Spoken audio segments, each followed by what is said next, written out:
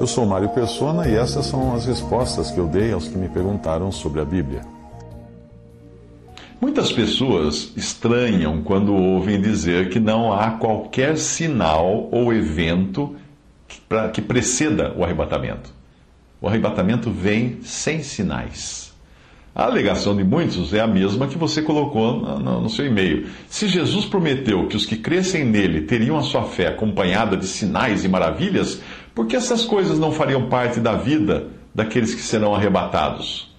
O grande problema do modo como muitos cristãos encaram os sinais é que fazem isso de uma maneira egoísta. Isto é, a pessoa acha que ao crer em Cristo ela irá adquirir superpoderes, como um personagem X-Men dos filmes, do gibi, um super-homem.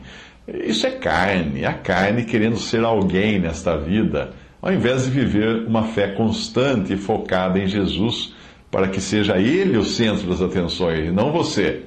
É claro que também esses cristãos obcecados por sinais, eles não percebem que os sinais que nós vemos nos evangelhos ou em Atos não eram para benefício da pessoa que praticava esses sinais. Não era para aparecer, mas era para os outros, para o benefício dos outros. Jesus não precisava de milagres para si mesmo e nem praticou milagres para ele próprio. Quando ele passou fome no deserto, quando foi tentado, ele não transformou as pedras em pães. O sussurro de Satanás está hoje ainda ecoando nos ouvidos de muitos crentes, hein? Dize a esta pedra que se transforma em pão, dar-te-ei a ti todo este poder e sua glória, lança-te daqui abaixo, como fala lá em Lucas capítulo 4.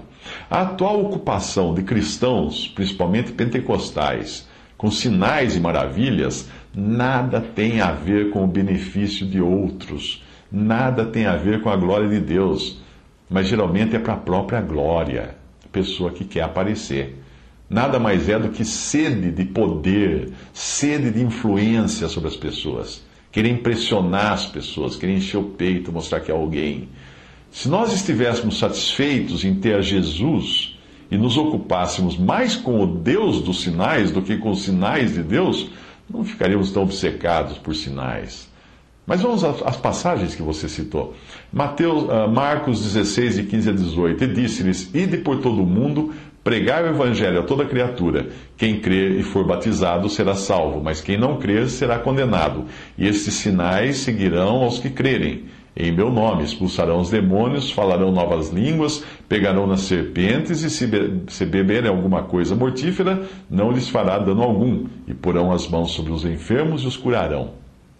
Muito bem, é importante entender quando e para quem uma ordem foi dada. É o caso aqui.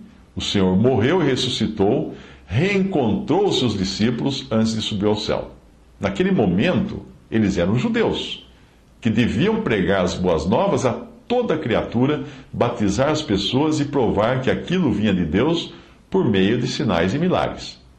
Querer fazer daquela capacidade que foi delegada a eles ali algo para si mesmos seria fazer o que Tiago e João fizeram um tempo antes, em Lucas 9, 54 e 55. E os seus discípulos, Tiago e João, vendo isto, disseram: Senhor, queres que digamos que desça fogo do céu e os consuma, como Elias também fez? Voltando-se, porém, repreendeu-os e disse: Vós não sabeis de que espírito sois. Os apóstolos e discípulos ainda não eram membros do corpo de Cristo quando o Senhor deu essa ordem para eles. A igreja não existia, a igreja só seria criada mais tarde, em Atos 2. Portanto, eles estavam ali, naquela passagem, no mesmo caráter em que estarão os judeus fiéis que se converterão após o arrebatamento. E aí sairão pelo mundo pregando o evangelho do reino. Mas mesmo quando a igreja foi criada, os primeiros discípulos do Senhor tinham uma mensagem muito específica para os judeus, que eram os primeiros que Deus queria alcançar. Então, no início, nós vemos os discípulos concentrados na pregação aos judeus, e até mesmo colocando dúvidas e empecilhos quando alguns gentios passaram a fazer parte da igreja. Havia uma distinção no modo como judeus e gentios receberiam a mensagem. Os judeus eram pragmáticos, deviam ver para crer. Judeu quer ver para crer. Os gentios, vindos de uma cultura influenciada pelos gregos, estavam mais interessados na sabedoria, todavia, a sabedoria humana. E é disso que Paulo fala em 1 Coríntios 1, 22. Ele fala: porque os judeus pedem sinal, E os gregos buscam sabedoria, mas nós pregamos a Cristo crucificado, que é escândalo para os judeus e loucura para os gregos. Está bem, bastante, para mim, pelo menos, fica muito claro que os sinais que foram dados no início tinham por objetivo provar aos judeus que aquilo era uma obra de Deus. Esta foi a tônica do discurso de Pedro aos judeus, de várias nações ali que estavam em Jerusalém, em Atos 2, porque o próprio Jesus tinha entrado em cena acompanhado de sinais e maravilhas. Veja, Atos 2:22, homens israelitas, escutai estas palavras: a Jesus Nazareno, homem aprovado por Deus entre vós com maravilhas, prodígios e sinais, que Deus por ele fez no meio de vós, como vós mesmos bem sabeis, etc, etc. Os sinais e maravilhas e milagres oferecidos aos judeus tinham também um respaldo profético, e tanto serviam para comprovar para eles que Deus estava fazendo uma obra, como para aumentar a sua responsabilidade caso não crescem. 1 Coríntios 14:21. Está escrito na lei: por gente de outras línguas e por outros lábios falarei a este povo, os judeus, e ainda assim me não ouvirão, diz o Senhor. Mas a sua dúvida foi mais específica, ou seja, por que o arrebatamento não depende de sinais prévios para acontecer, se a vinda de Cristo para Israel será precedida de sinais e eventos catastróficos?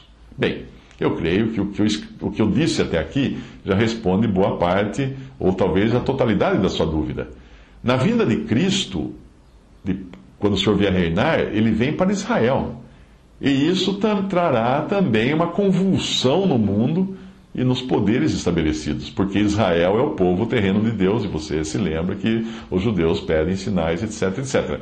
Na sua vinda para a igreja, no arrebatamento, ele vem tirar do mundo os que não são do mundo, e para os quais preparou um lugar no céu. Não existe razão para mexer nas coisas da terra, quando o objetivo é nos tirar da terra para levar para o céu. Na sua vinda para Israel, sim, aí ele vai estabelecer o seu reino na terra. Portanto, nada mais natural do que tudo ser demolido, né, antes de ser reconstruído. É claro que nós podemos notar que o palco para isso já está sendo montado, para essa peça, como alguns cenários sendo construídos, os atores fazendo aquecimento, né? Mas a peça mesmo da vinda de Cristo para reinar na terra só vai começar depois que a igreja sair do teatro. Se Paulo aguardasse por qualquer coisa, qualquer sinal, qualquer tragédia para ocorrer antes de ser arrebatado, ele certamente não teria dito como disse: nós, os vivos, seremos arrebatados. 1 Tessalonicenses 4, veja lá. Paulo tinha discernimento espiritual suficiente para saber que afirmações como este evangelho do reino será pregado em todo o mundo, em todo testemunho a todas as nações, e então virá o fim. Mateus 24:14. Paulo sabia que essa passagem não se referia a um evento que viesse antes do arrebatamento, porque levaria anos até que todos escutassem o evangelho. Além disso, Paulo não tinha essa obsessão por sinais e maravilhas que muitos cristãos, principalmente pentecostais, têm hoje. Romanos 8, 24 e 25, Paulo escreve: porque em esperança fomos salvos. Ora, a esperança que se vê não é esperança, porque o que alguém vê, como esperará? Mas se esperamos o que não vemos, com paciência esperamos. Quem precisa ver para crer, ou vive embasbacado de interesse por conspirações de sociedades secretas, ou Illuminati querendo dominar o planeta, invasões alienígenas, datas do fim do mundo, lua vermelha, catástrofes atômicas, catástrofes ambientais, profecia maia.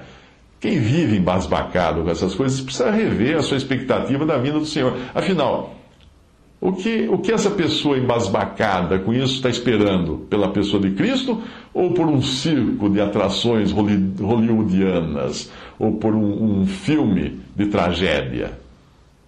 Ela deveria esperar por Cristo. É por isso que nós estamos esperando.